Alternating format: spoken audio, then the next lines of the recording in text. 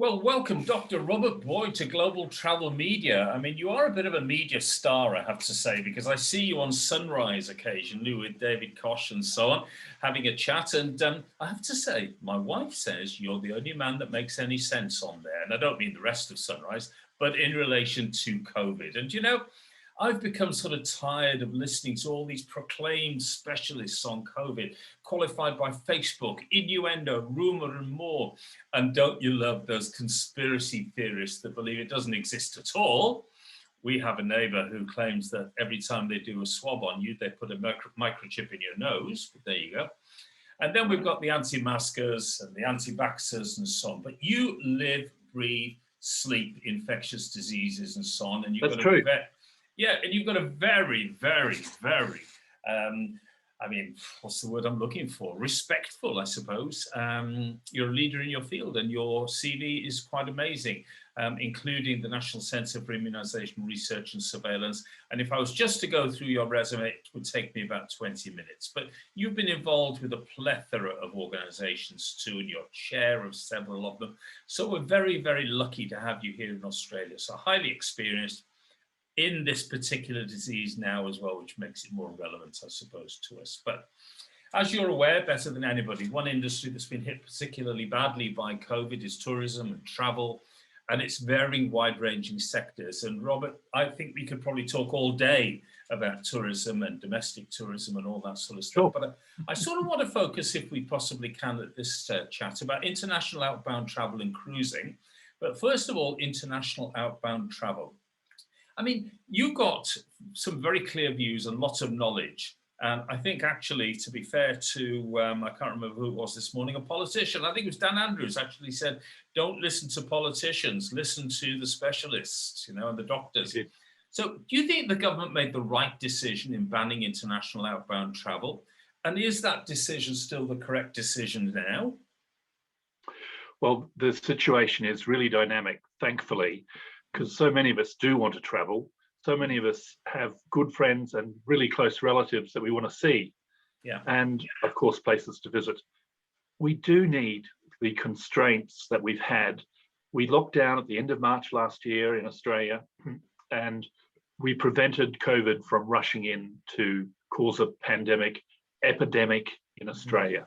Yes. We've really coped enormously well in Australia. We've had some 30-something thousand cases and under 1,000 deaths. The UK has had 130,000 deaths, completely different to the situation in Australia.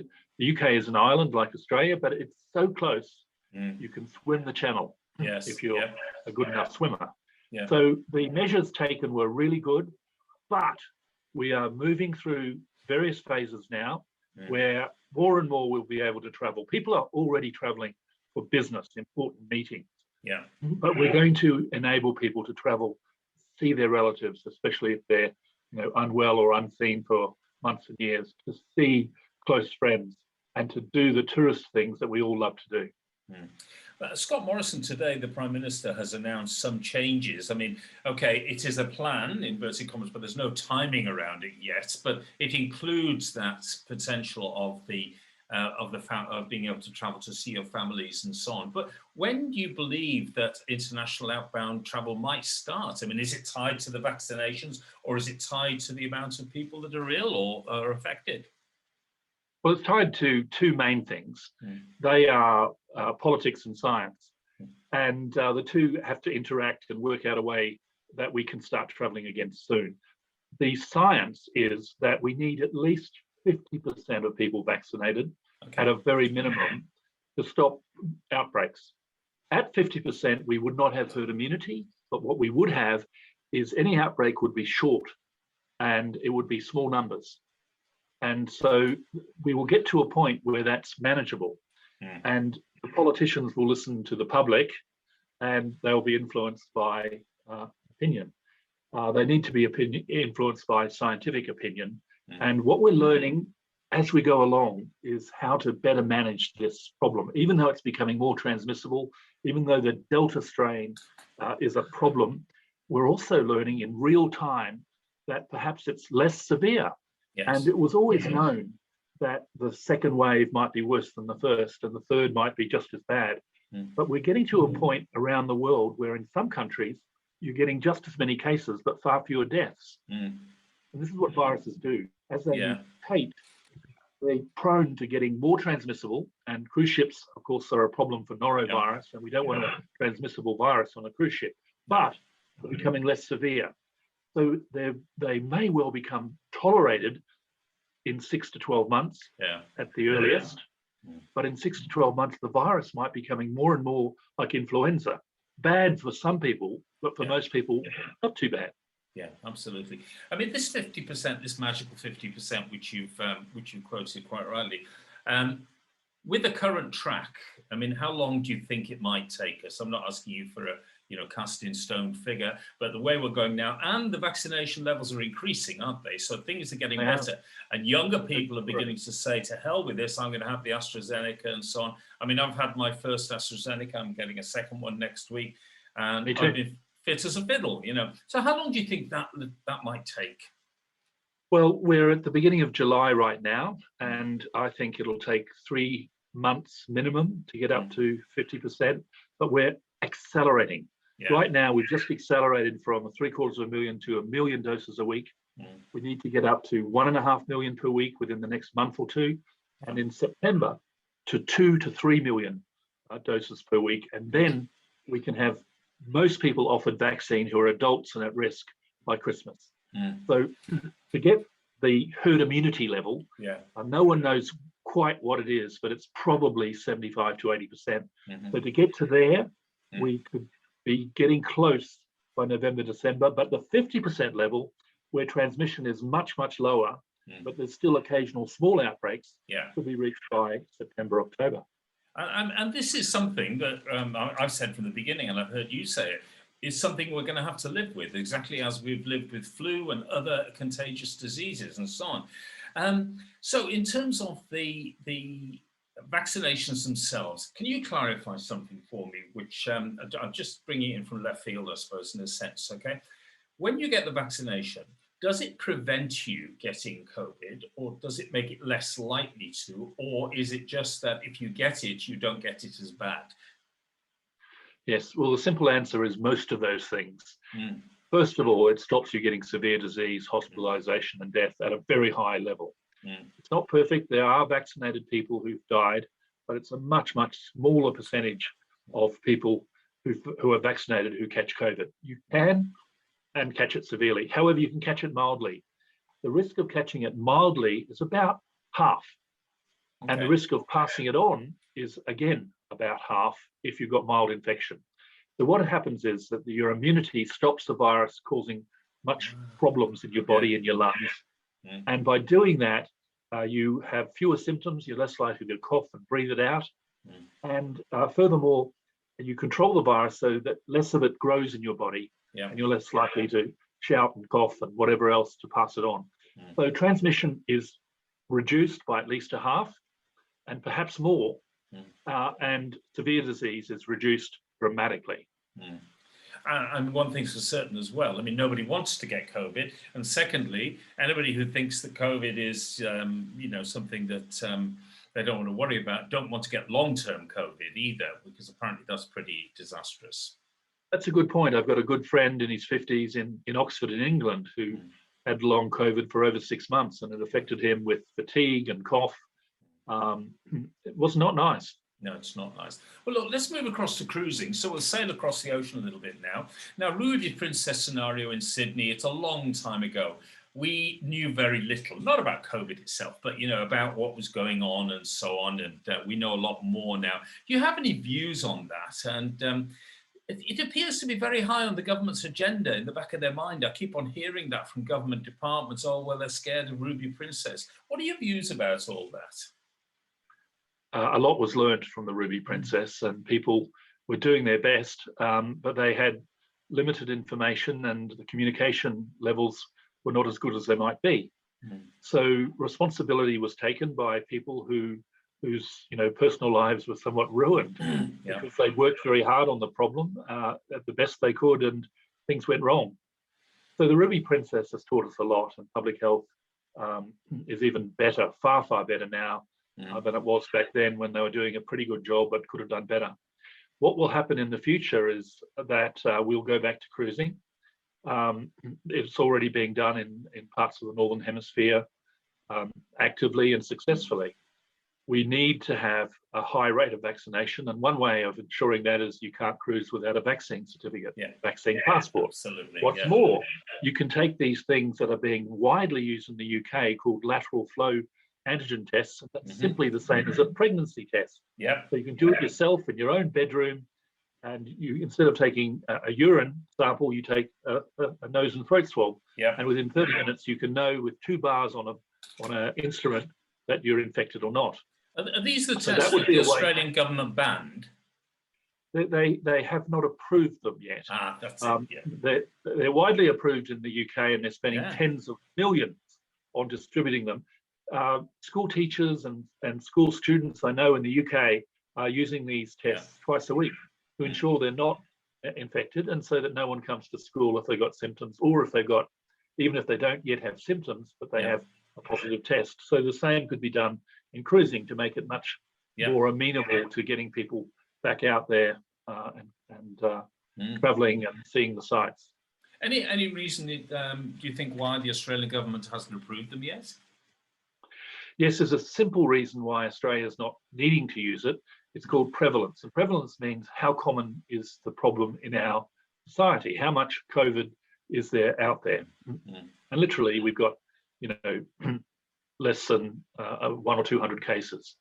The UK has 25,000 new cases every day. Every day, and we have, less than 100 active cases that have accumulated over a month. So most people have already recovered from being sick 3 or 4 weeks ago. So the simple reason is we don't have enough disease. If we use these lateral flow, we'd be at risk of getting what's called false positive results. Where you turn out to think you have COVID, but you don't, or more importantly, false negative. They're not the most reliable, the lateral flow. They're about 50 to 70% reliable. So 30 to 50% of the time when you've got actually COVID, they don't come up positive. So they're being refined, improved, and they'll be better by the time we probably will be using them. But for the moment, there's too much doubt about them to use them routinely in Australia. That's clarified that. That's excellent. Thank you. So the government seems to be taking an inordinate amount of time in considering whether to restart cruising, whether it be within the Australian bubble. I mean, New Zealand's a bit of an issue at the moment because they've closed the bubble there, but even cruising within Australia. And if it was, I mean, I've been fairly vociferous about saying, well, everybody should be vaccinated and all the crew should be vaccinated. That's your belt and braces approach, okay? So why do you think the government's taking so long when so much cruising is happening around the world? I've got friends working on Britannia out of the UK. She's cruising around the UK, and Iona's starting fairly shortly. Why is it taking so long? Lovely. Look, I love the British Isles, and I won't talk about them, but I'll talk about the answer to your question, which is it takes time because there are so many priorities that government has to face at the moment. And tourism is important, and having a happy, healthy population is important, and people's mental health is being affected by not being able to travel, not being able to see their close relatives and friends. So it's a growing priority. Now that we've had today the announcement from the National Cabinet of a 4-step plan, people can see a way forward, and they can see that the 4th step is getting back to normality.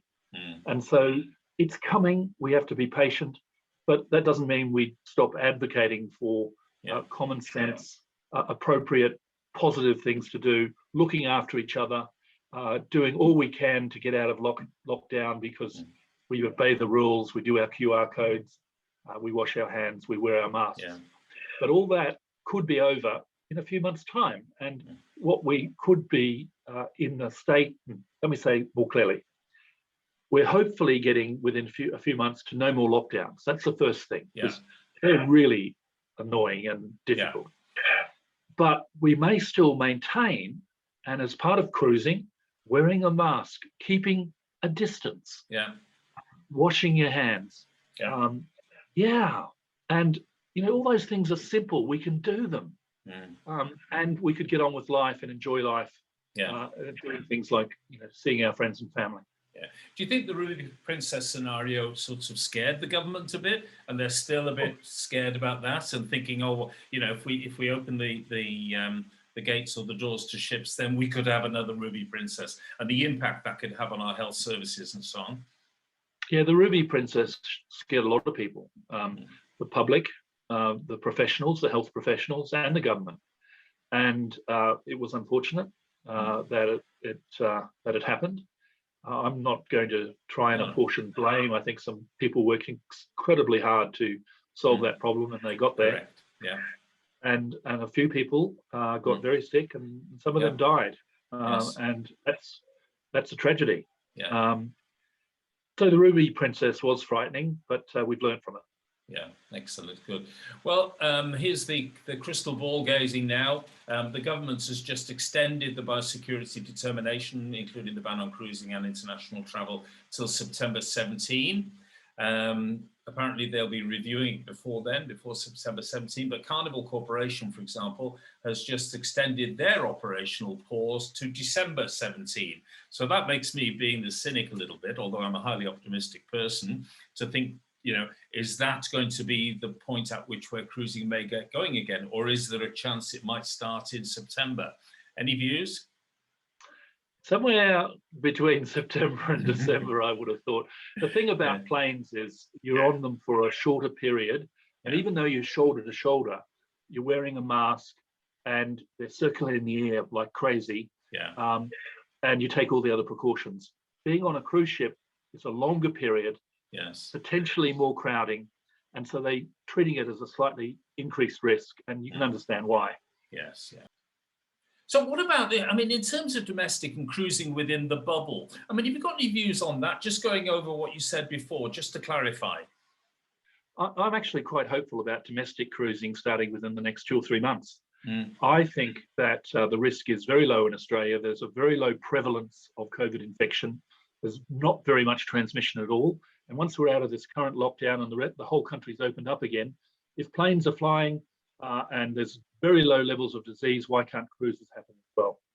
In the Australian context, you know, the Queensland coast out to the islands. Excellent.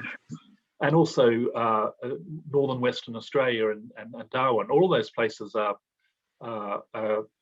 holiday and tourist locations that we'd love to go to. Absolutely. No, I would love to go there as well. Dr. Robert Booy, thank you very much indeed. As usual, in your wonderful commentary on Sunrise, you've now commented on global travel media, and you clarified a lot of matters for a lot of people. So thank you very much indeed. My pleasure. Good to meet you.